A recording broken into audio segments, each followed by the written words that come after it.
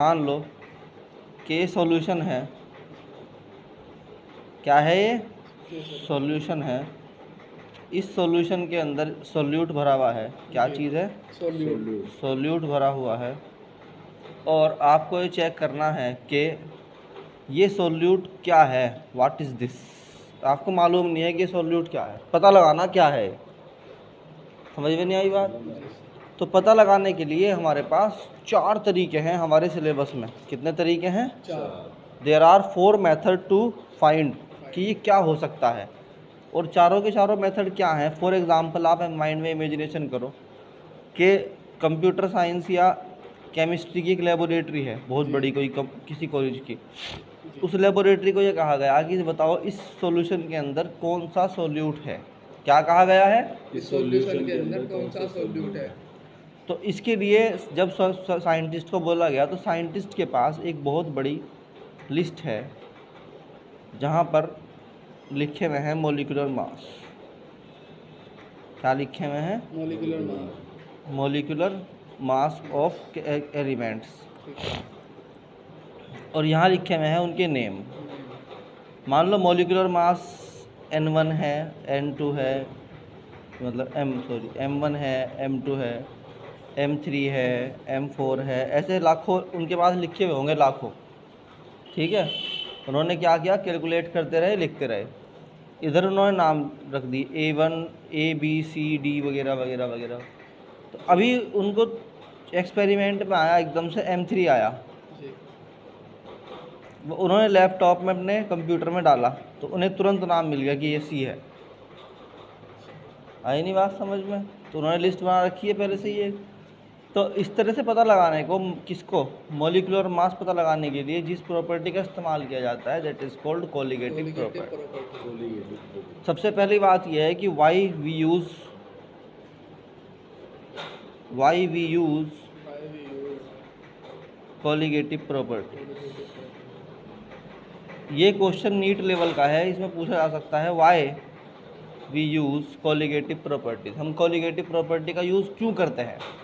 तो लोगों को ये तो पता है कि कोलिगेटिव प्रॉपर्टी होती क्या है, मगर ये नहीं पता कि इसका यूज़ क्या करते हैं। इसका यूज़ क्या है? To calculate the molecular mass. ये वो चीज़, ये है वो पढ़ाने का तरीका जिसमें बच्चों का नंबर आता है सीधे। वो बात सोचो जो कोई नहीं सोच रहा। तो लोग क्या करते हैं? कोलिगेटिव प्रॉपर्टीज़ की डेफिनेशन याद कर लेते हैं, मगर लोग ये याद नहीं कर पाते कि why we use colligative properties we use colligative property to calculate the molecular mass, ठीक है, of unknown chemical। ठीक है, ये है इसका यूज़। ठीक है, नहीं आई बात समझ में? आ गई। Now there are 4 colligative properties। There are 4 colligative properties। ठीक, there are 4 colligative properties। One is relative lowering in vapor pressure। Number 2 is elevation in boiling point। Third one is depression in freezing point। And fourth is osmotic pressure। आई बात समझ? तो ये समझ में आ गया। चलो, अब इसमें जो है what is colligative property. Colligative property है क्या? What is definition of colligative property? ठीक, तो कोलिगेटिव प्रॉपर्टी होती क्या है? ये सॉल्यूशन है, इसके अंदर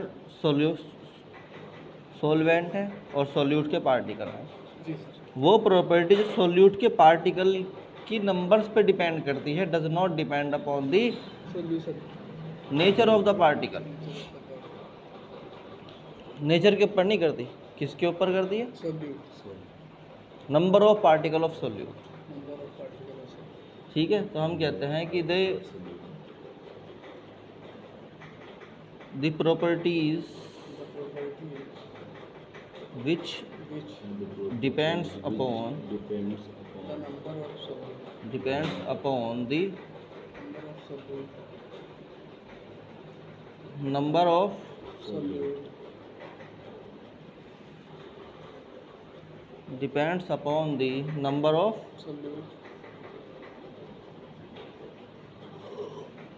and not on nature nature of solute. ठीक है, बात समझ में आई कि नहीं आई? सोल्यूट पार्टिकल्स, solute part उनकी नेचर क्या है इस बात से कोई मतलब नहीं है। ठीक है, तो हम कह सकते हैं भाई क्या हुआ, colligative properties, the properties which depends upon the number of solute and not on the nature of solute particles. बात समझ में आ रही कि नहीं आ रही? अरे बोल लो भाई, आ रही, चलो ठीक। अब देखो ध्यान से, प्रॉपर्टी नंबर 1, नंबर 1 क्या है प्रॉपर्टी? रिलेटिव, बोलो, relative lowering lowering in vapour vapor pressure pressure. बात समझ में आई कि नहीं है? चलो, ये क्या चीज़ है समझो ध्यान से। देखो भाई, दो तरह का सोल्यूट होता है। There are 2 types of solute. एक होता है वोलाटाइल, वोलाटाइल। वोलाटाइल सोल्यूट क्या होता है? वोलाटाइल का मतलब ही है एनर्जेटिक। energetic क्या मतलब है? energetic तो दोज केमिकल्स, those chemicals है ना, या substance substance which which easily easily evaporates, evaporate जो आराम से हो जाते हैं, क्या? evaporate called called volatile volatile. solute आई बात समझ में कि नहीं? And there are some non volatile solute. क्या होते हैं? there are some non volatile solute तो नॉन वोलाटाइल क्या होते हैं?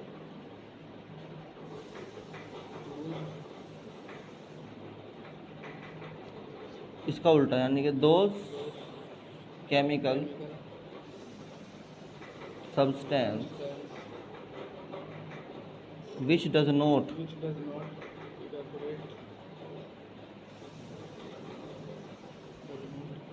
evaporate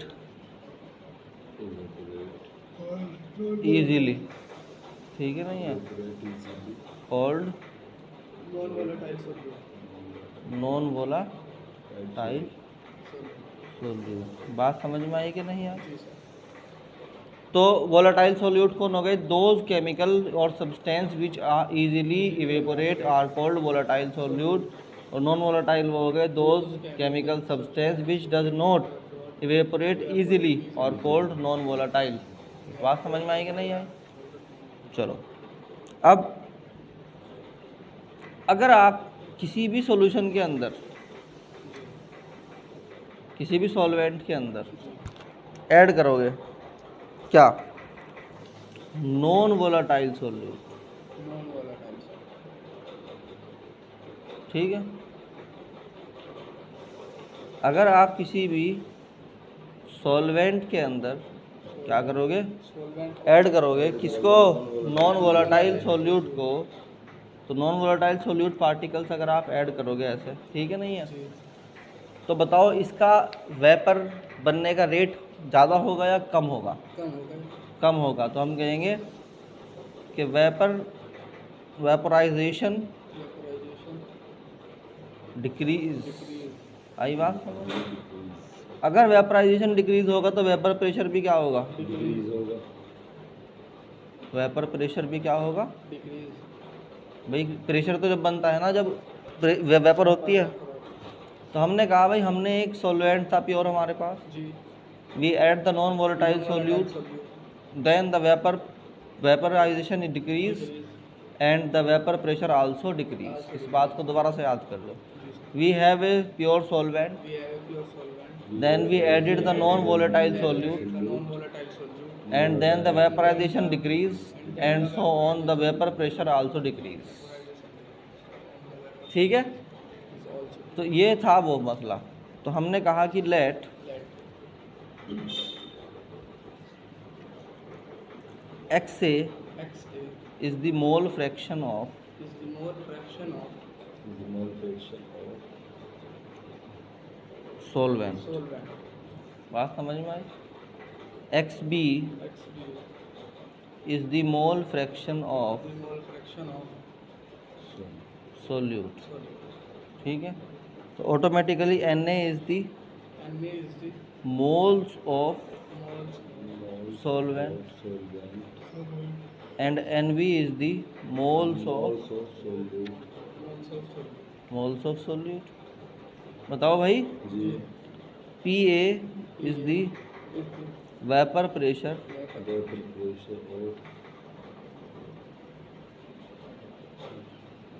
P naught A is the vapor pressure of pure solvent। ठीक है, and Pa is the vapor pressure of impure, यानी जब ऐड कर दिया गया तब सीधे सीधे बोल दो ऑफ सॉल्यूशन, एक ही बात है। ठीक है, तो हम कहेंगे भाई, हमने अभी पढ़ा रॉल्ड्स लॉ के अंदर कि we know that according to Raoult's law, according to Rod's law,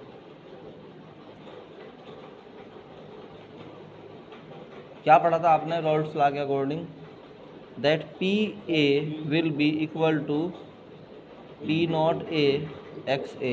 पढ़ा था कि नहीं पढ़ा था? बताओ भाई। जी, so this was Raoult's law statement. so this was Rod's we can write that X A plus X B XA plus XB, equal to 1। जी, नहीं होता, sum of all mole fraction is always 0 और 1। कितना? 1। So we can say that sum of all mole fraction is 1, so we can write X A equal to 1 minus X B. सही है कि नहीं है? इसको यहाँ पुट कर दो, yes, then P A equal हो जाता है P not A into 1 minus X B के। बात समझ में आई कि नहीं आई? जी sir, now take it inside, so it become P not A minus P not A X B.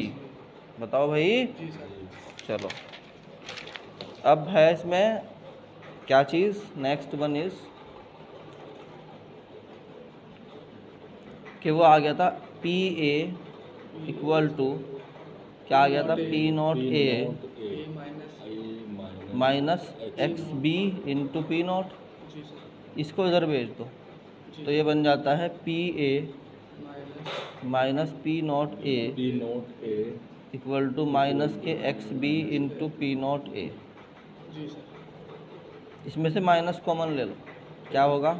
Minus के P not A minus P A PA, equal to minus के X B into P not A. Minus से minus चला गया, जी sir, so P not A minus P A over P not A equal to हो जाता है x B. अब देखो, एक बात बहुत ध्यान से समझो। जी सर, कोई क्वांटिटी, फिजिकल क्वांटिटी थी, क्या नाम था उसका? प्रेशर। वो ओरिजिनल में क्या थी? पहले पी नॉट ए थी। वो माइनस हुआ उसके अंदर से क्या? डिफरेंस, यानी जो चेंज हुआ उसको माइनस कर दिया, यानी कि पी ए। वो पहले पी नॉट थी, वो हो गई पी ए। तो चेंज क्या होगा इसके अंदर? Change P A, P not A minus P ए, ये चेंज है। क्या है? चेंज। और ये क्या है? P not A original. original, जब तुम क्या करते हो? When you divide when you divide change upon from original, from original, this is called relative. This is called relative. relative, when you when you put change change over original, original, this is it is called relative. relative, जी sir. ठीक।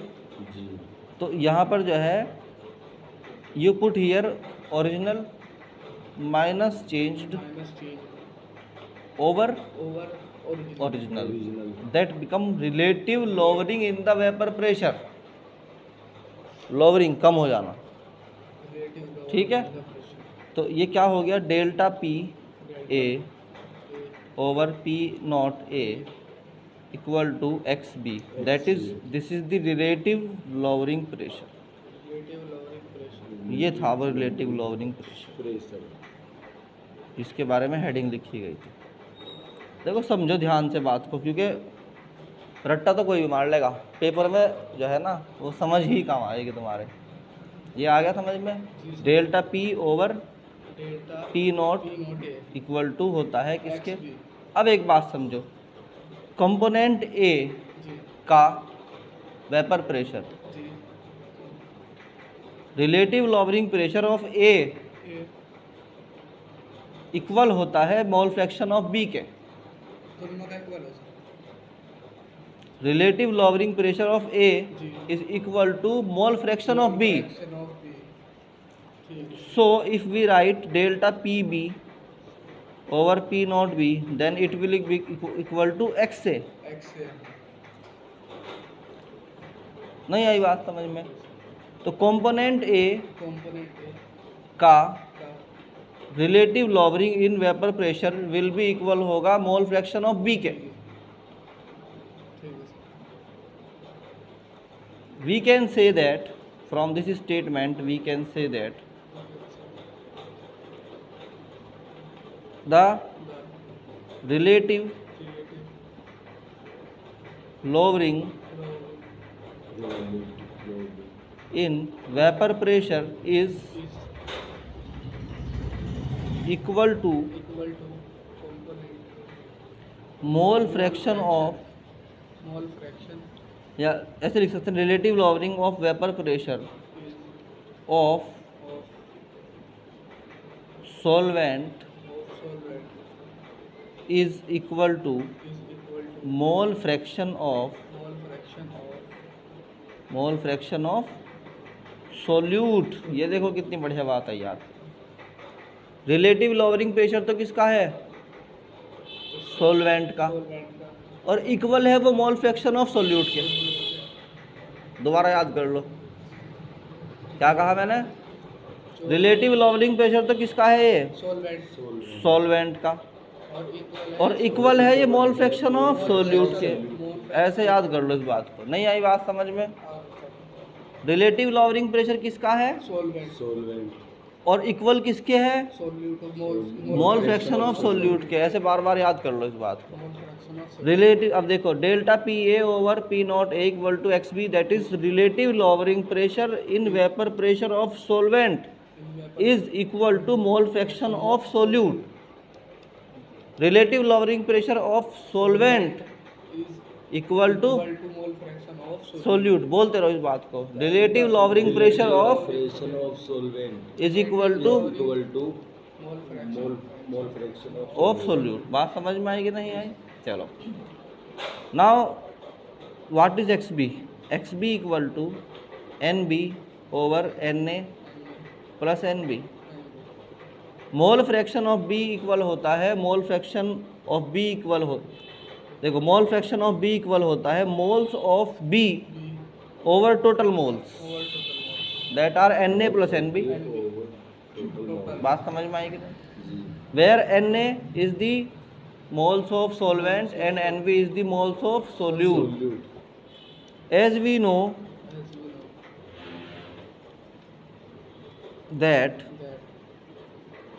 Na is always very much greater than of NB। बहुत ज़्यादा बड़ा होता है Na हमेशा NB के मुकाबले, क्योंकि सोल्यूट बहुत छोटा होता है। नहीं आई बात समझ, सोल्यूट तो बिल्कुल छोटा सा है। So we can write, we can ignore this in the denominator। जब कोई बहुत छोटी चीज़ होती है, किसी चीज़ में ऐड हो रही होती है, छोड़ देते हैं। अगर आप इसे इग्नोर कर दोगे एन बी को, तो एक्स बी बचेगा N B over N A.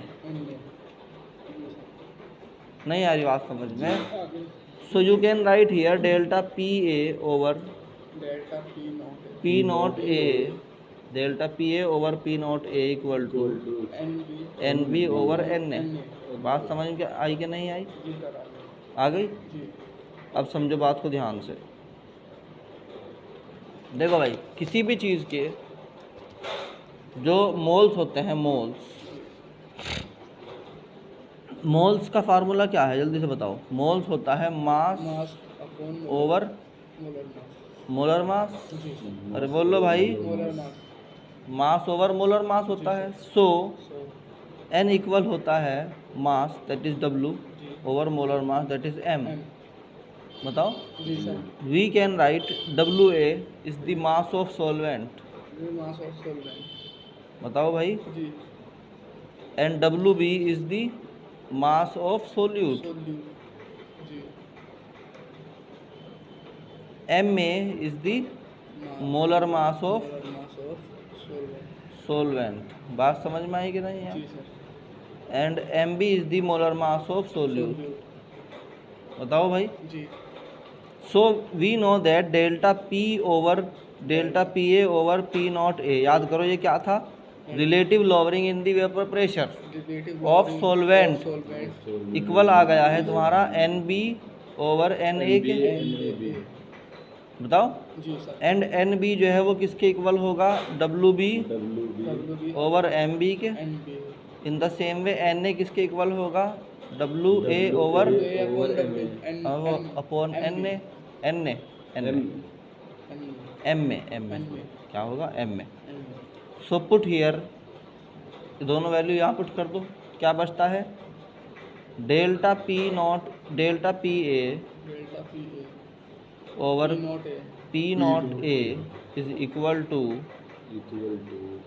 W B over M B over W A over M में। इनको अब सॉल्व करोगे तो delta P A over P not A equal आ जाता है किसके? W B upon W B W B into M में ओवर एम में sorry M B into W ए। बात समझ में आई कि नहीं आई? निकालना क्या था? इस पूरे में प्रोसेस को कर क्यों रहे हम? इस पूरे प्रोसेस को इसलिए कर रहे हैं ताकि डब्ल्यू बी निकल आए, सॉरी मास ऑफ बी निकल आए। Mass of B. ठीक है नहीं, इसको निकालने के लिए कर रहे हैं। इसको इधर भेज दो तो हो जाएगा M B equal to W B into M में into P not A over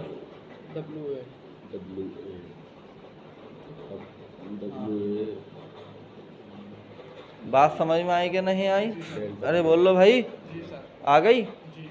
तो ये तुम्हारा था, किसी भी चीज़ का मोलर मास अगर निकालना है, if you want to calculate the molar mass of the solute then use colligative property, और उनमें से ये वाली प्रॉपर्टी इस्तेमाल हो। ठीक है। अब एक बहुत इम्पोर्टेंट क्वेश्चन है, एक बहुत इम्पोर्टेंट क्वेश्चन है, बहुत ही इम्पोर्टेंट क्वेश्चन है। विच टाइप ऑफ सॉल्यूशन, ठीक है नहीं है, are tested through this property. ये जो प्रॉपर्टी है यानी relative lowering in vapour pressure, क्या relative lowering in vapour pressure की जो प्रॉपर्टी है वो कौन से वाले सॉल्यूशन में यूज़ होगी? ये बहुत इंपॉर्टेंट क्वेश्चन है। Which type of solution? तो हम कहते हैं देखो, वो सॉल्यूशन जिनमें सॉल्यूट ऐड करने पर वेपर प्रेशर में चेंज आए, वहाँ पर ये वाली प्रॉपर्टी। आई बात समझ में? नहीं आई बात समझ में? तो हम कहते हैं कि द सॉल्यूशन वेयर या इन विच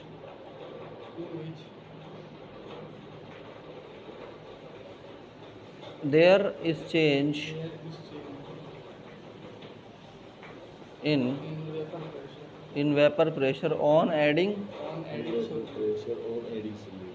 आई बात समझ में? जी सर। यहाँ यूज़ होती है ये, नहीं आई बात समझ में?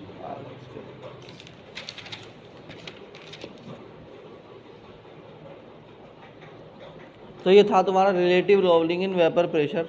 समझ में आया कि नहीं आया ये बताओ? बिल्कुल ध्यान से समझ में आया कि नहीं आया? क्वेश्चन भी दूंगा बहुत सारे, इसका काम तो मैं यही करूँगा, मैं इसका काम करने दूँगा।